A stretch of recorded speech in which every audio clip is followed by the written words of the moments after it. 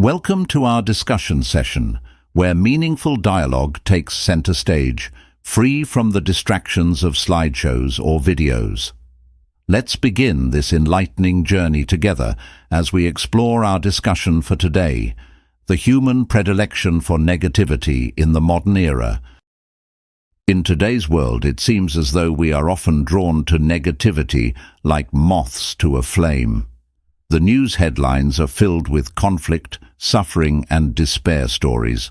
Social media platforms are often inundated with negative comments, and it's not uncommon to find ourselves caught in conversations that focus on the gloomy aspects of life. But why is it that, as human beings, we seem to be hardwired to embrace negativity or even spread it?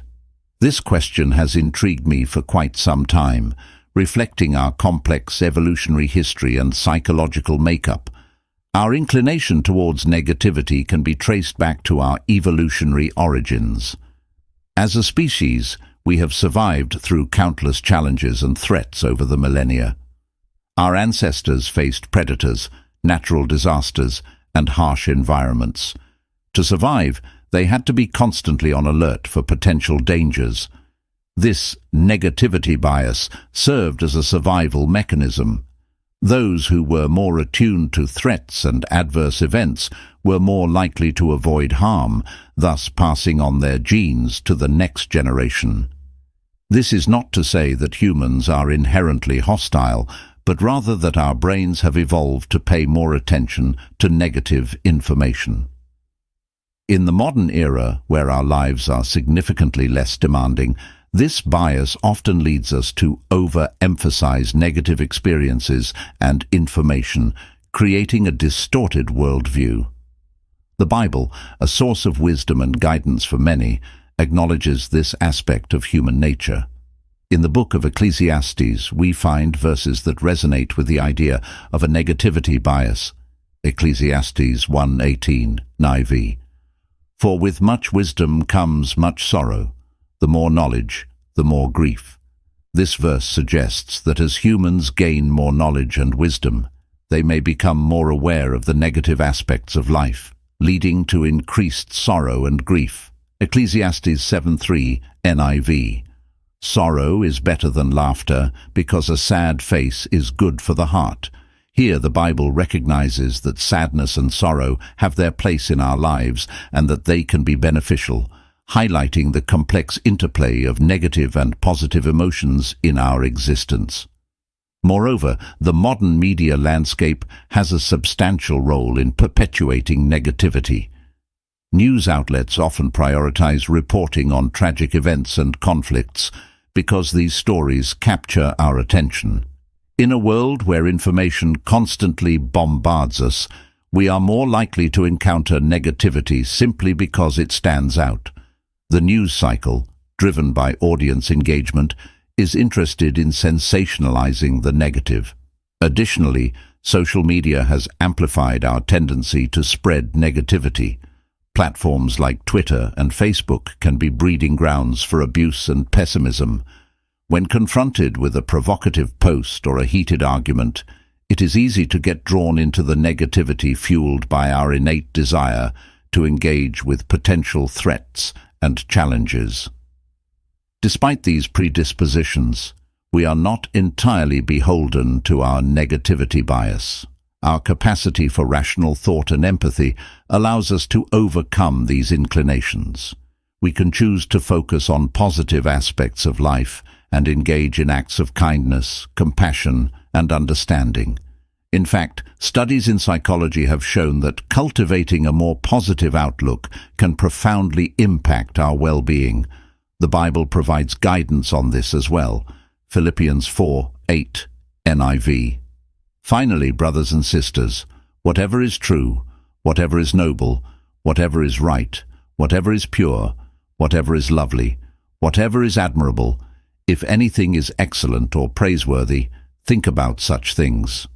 This verse from Philippians encourages us to focus on the positive and virtuous aspects of life, reminding us that our thoughts can shape our reality. As I contemplate this aspect of human nature, I am left with a profound question. Can we, as individuals and as a society, shift our focus from the negative to the positive? Can we overcome our evolutionary baggage and create a world where positivity and kindness prevail? Is it possible for us to consciously choose to spread positivity just as we've unconsciously perpetuated negativity for so long? This question becomes increasingly relevant in a world that often seems inundated with negativity. The answer lies in our understanding of our evolutionary history and our collective efforts to rise above them. It's a journey of self-awareness, mindfulness, and a commitment to shaping a more positive and hopeful future. As we reflect on this complex aspect of our nature and our potential for transformation, I invite you to ponder: how can we challenge our negativity bias and become purveyors of positivity in the modern era? How can we rewrite the narrative of our lives and our world to focus on the bright spots, good deeds, and hope alongside the challenges and suffering? In doing so, we may find the key to creating a world where our innate desire for negativity can be transformed into a force for good. Let's delve deeper into the concept of challenging our negativity bias and fostering a more positive outlook in the modern era. One key aspect of overcoming our predisposition towards negativity is developing emotional intelligence.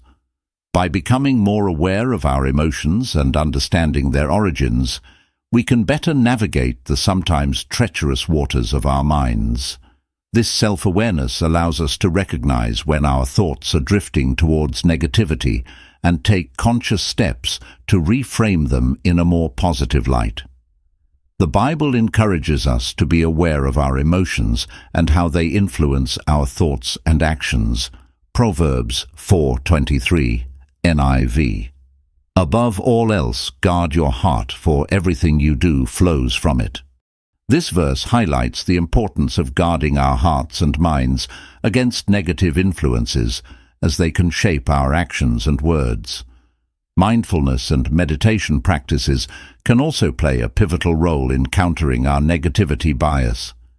These techniques teach us to be present in the moment, to observe our thoughts without judgment, and to let go of negative thinking patterns. By practicing mindfulness, we can train our minds to redirect our focus toward the positive aspects of life, fostering a greater sense of well-being. The concept of mindfulness aligns with the Bible's wisdom on maintaining inner peace and focus. Isaiah 26:3 NIV. You will keep in perfect peace those whose minds are steadfast, because they trust in you. This verse underscores the power of steadfast minds, which can be cultivated through mindfulness to find peace and trust during life's challenges. Gratitude is another powerful tool for spreading positivity.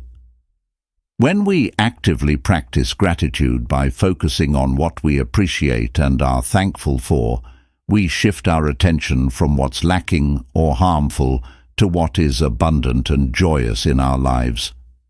Expressing gratitude not only benefits our well-being, but also has a ripple effect on those around us. The Bible places great emphasis on gratitude as well. 1 Thessalonians 5:18 NIV. Give thanks in all circumstances, for this is God's will for you in Christ Jesus. This verse encourages us to be grateful in all circumstances, reinforcing that expressing gratitude can be transformative. In addition to personal practices, how we interact with others can significantly impact the spread of negativity or positivity. Engaging in constructive, empathetic conversations and acts of kindness contributes to a more positive social environment. We must be mindful of our words and actions, as they can uplift or bring down those we interact with. Proverbs 16:24 NIV. Gracious words are a honeycomb, sweet to the soul and healing to the bones. This verse from Proverbs highlights the positive impact of kind and gracious words. Our speech can be a source of healing and sweetness in the lives of others, reinforcing the idea that we have the choice to spread positivity through our interactions. Furthermore, one of the most potent ways to counter the negativity bias in the modern era is through acts of compassion and altruism. These actions not only brighten the lives of others, but also bring a deep sense of fulfillment and joy to those who engage in them. Volunteering, helping those in need, or simply offering a listening ear can create a profound shift in our focus from the negative to the positive. In Matthew 25:40, NIV, Jesus teaches the importance of helping others. The King will reply, "Truly I tell you, whatever you did for one of the least of these brothers and sisters of mine, you did for me." This verse reinforces the idea that acts of kindness and compassion are a way to express love and positivity in the world.